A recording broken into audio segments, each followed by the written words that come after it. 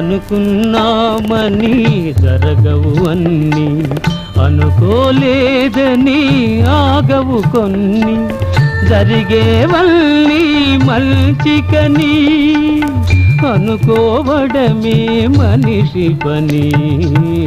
నీ సుఖమే నే కోరుతున్నా, నిన్ను వీడి అందుకే వెళుతున్నా. నీ సుఖమే నే కోరుతున్నా.